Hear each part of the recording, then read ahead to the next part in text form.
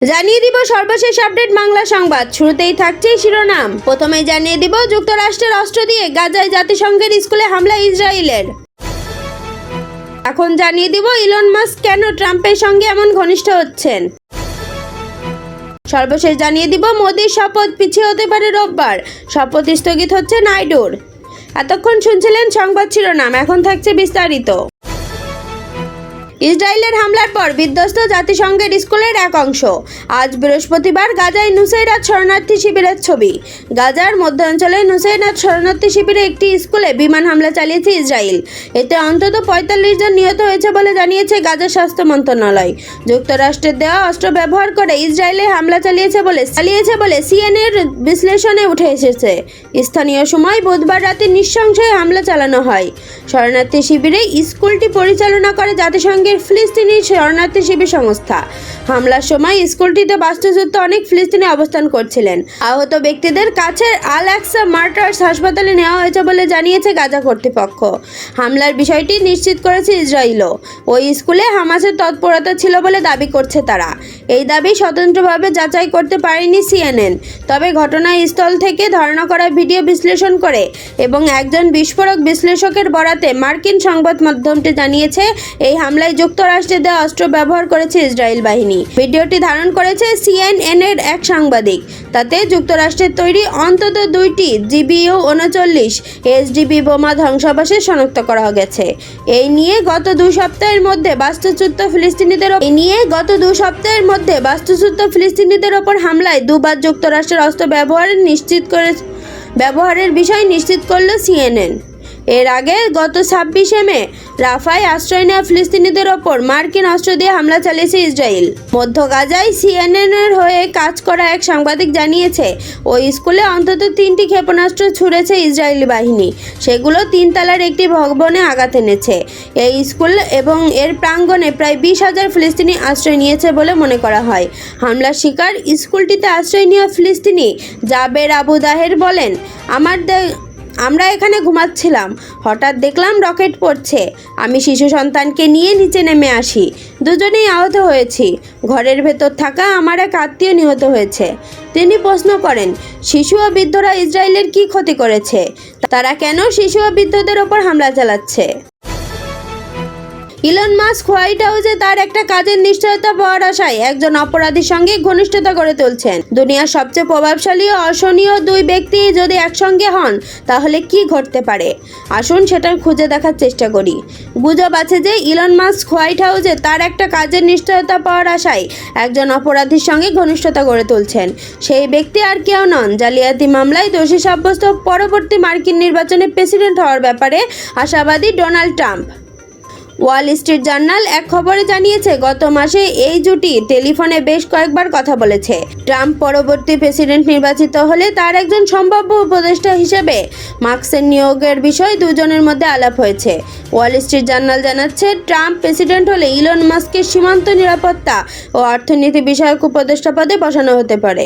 এইসব বিষয়ে উপদেশ দেওয়ার জন্য প্রকৃতপক্ষে উপযুক্ত ব্যক্তি মাস্ক। আফ্রিকার একজন অভিবাসী হিসেবে সীমান্ত নিরাপত্তার বিষয়ে তার সরাসরি অভিজ্ঞতা রয়েছে। প্রকৃতপক্ষে তার ভাই কিম্বাল প্রকাশ্যে স্বীকার করেছে যে তার ভাই মাস্ক প্রথম যখন যুক্তরাষ্ট্রে ব্যবসা খুলতে চেষ্টা করেছিলেন, তার ভাইয়ের ঠিকঠাক মতো কাগজের নথি ছিল না। 2013 সালে এক সম্মেলনে কিম্বাল মজার ছলে বলেছিলেন, আমরা ছিলাম অবৈধ অভিবাসী। ইলন মাস্ক খুব লাজুকভাবে প্রতিবাদ করে বলেছিলেন, এই ঘটনায় ঠিক দায়টা কার ছিল সেটা কিন্তু পরিষ্কার নয়। কিন্তু তার ভাই খুব জোর দিয়েই বলেছিলেন, আমাদের কাজ শুরু করার অনুমোদন ছিল না। দুই ভাইয়ের এই কথাবার্তা শুনে শ্রোতাদের অনেকেই খুব জোরে হেসে উঠেছিলেন। অবৈধ থাকাকালে কেউ কাজ করেছে এটা শুনে তাদের মধ্যে হাসি আসতে পারে যদি তারা ধনী ও শ্বেতাঙ্গ হন, কিন্তু এই দুয়ের বাইরে হলে এই ক্ষেত্রে নির্বাসন ও অপমানের শিকার হতে হবে। ইলন মাস্ক অবৈধ অভিবাসীদের দোষারোপ করার জন্য প্রসিদ্ধ। তিনি নিজেই একবার বলেছিলেন, অভিবাসন হলো বাইরে থেকে কোনো দেশের আক্রমণ উন্মুক্ত ব্যাপার। বাইরের থেকে কোনো দেশে আক্রমণের মতো ব্যাপার। ইলন মাস্কের মধ্যে সীমানা নিয়ে যে ভণ্ডামি, সেটা নিশ্চয়ই ট্রাম্পের কাছে বিষয় নয়। অভিবাসীদের নিয়ে কর্কট অবস্থান নেওয়া সত্ত্বেও তার স্ত্রী মেলানিয়ার ব্যাপারে অ্যাসোসিয়েটেড প্রেস যে অনুসন্ধানী প্রতিবেদন প্রকাশ করেছে তা নিয়ে তিনি মাথা ঘামানোর প্রয়োজনীয়তা বোধ করেনি। সংবাদ মাধ্যমটি অনুসন্ধানে উঠে আসে, মেলানিয়া বৈধভাবে কাজ করার নথি পাওয়ার আগে যুক্তরাষ্ট্রে মডেল হিসেবে কাজ করেছিলেন। মেলানিয়া তার স্লোভানিয়ান বাবা মাকে এমন এক প্রক্রিয়ায় যুক্তরাষ্ট্রের নাগরিকত্ব দেওয়ার জন্য পৃষ্ঠপোষকতা করেছেন যেটাকে ট্রাম্প প্রশাসন অত্যন্ত ঘৃণার চোখে দেখেছিল এবং খুব আগ্রাসীভাবে চেইন মাইগ্রেশন নামের এই প্রক্রিয়ার অবসানের চেষ্টা করেছিল। এখন মাস্ক ও ট্রাম্পের এই চুক্তিতে আসতে পারেন যে আইন কানুন অন্যদের জন্য, আমাদের জন্য নয়। অর্থনীতির ক্ষেত্রে ট্রাম্পকে মাস্ক কোন পরামর্শটা দিতে পারেন? ইলন মাস্কের কোম্পানি যুক্তরাষ্ট্রের সরকারের কাছ থেকে আরও বেশি ভর্তুকি আদায় করে নিতে পারে। এরই মধ্যে সরকারের কাছ থেকে $4.9 বিলিয়ন ভর্তুকি পেয়েছে ইলন মাস্কের কোম্পানি। হতে পারে সরকারের সঙ্গে অভিবাসীদের মঙ্গল পাঠানোর একটা চুক্তি তিনি করে ফেলতে পারেন, অথবা এর আগে মজার ছলে মাস্ক যেটা বলেছিল সেই রকম করে ইউক্রেনে লেজার সহ স্পেস ড্রাগন পাঠাতে পারেন।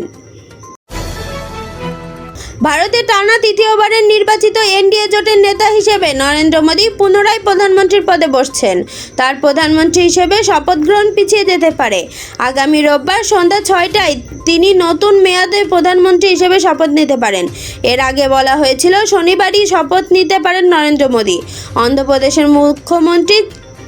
অন্ধ্রপ্রদেশের মুখ্যমন্ত্রী চন্দ্রবাবু নাইডুর শপথ গ্রহণও পেছানোর সম্ভাবনা রয়েছে। সূত্রের বরাতে এমন তথ্য জানিয়েছে ভারতীয় সংবাদ মাধ্যম দ্য ইন্ডিয়ান এক্সপ্রেস ও টাইমস অফ ইন্ডিয়া।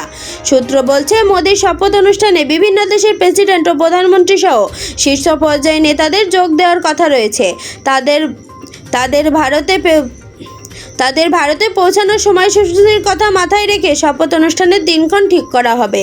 বিভিন্ন দেশের শীর্ষস্থানীয় নেতাদের ভারতে আসার সময়সূচি আজ বৃহস্পতিবার নাগাদ চূড়ান্ত হওয়ার কথা রয়েছে। এরপরই মোদীর শপথের চূড়ান্ত সময় নির্ধারণ করা হবে। বিদেশ থেকে আসা অনেক নেতাদের রোববার সন্ধ্যার আগে বিদেশ থেকে আসা অনেক নেতাকে রোববার সন্ধ্যায় আগে নিজ দেশের উদ্দেশ্যে রওনা দিতে হবে। তাই সেদিন সকালে রাষ্ট্রপতি ভবনে শপথ অনুষ্ঠানের আয়োজন করা হতে পারে। গত মঙ্গলবার ভারতের লোকসভা নির্বাচনের ফল ঘোষণা করেছে দেশটির নির্বাচন কমিশন। দুই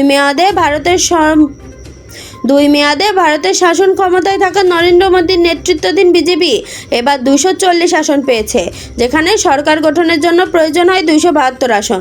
তবে বিজেপির নেতৃত্বাধীন জোট এনডিএ পেয়েছে 293 আসন। সে কারণে শরিকদের নিয়ে এবার জোট সরকার গঠন করতে হচ্ছে নরেন্দ্র মোদীর। এদিকে অন্ধ্রপ্রদেশের মুখ্যমন্ত্রী ও তেলেগু দেশম পার্টির প্রধান চন্দ্রবাবু নাইডুর শপথ গ্রহণ 9 জুন থেকে পিছিয়ে 12 জুন করার সম্ভাবনা রয়েছে, কারণ মোদীর শপথ অনুষ্ঠানে যোগ দেওয়ার কথা রয়েছে। টিডিপির মুখপাত্র কে পাত্তাবি রাম বলেছেন, অন্ধ্রপ্রদেশের মুখ্যমন্ত্রী হিসেবে রাজ্যের রাজধানী অমরাবতীতে শপথ নেবেন নাইডু। মোদীর শপথ অনুষ্ঠানে যোগ দেওয়ার পর নিজের শপথ নিতে তাড়াহুড়ো করে অমরাবতীতে যেতে চান না তিনি। এই শপথ অনুষ্ঠানে বিজেপির অনেক নেতাকেও আমন্ত্রণ জানিয়েছে নাইডু। আজকের খবর এই পর্যন্তই। পরবর্তী খবর সবার আগে পেতে আইডিটি নিউজ চ্যানেলটি সাবস্ক্রাইব করে রাখুন। পরবর্তী খবর সবার আগে পেতে আইডিটি নিউজ চ্যানেলটি সাবস্ক্রাইব করে রাখুন।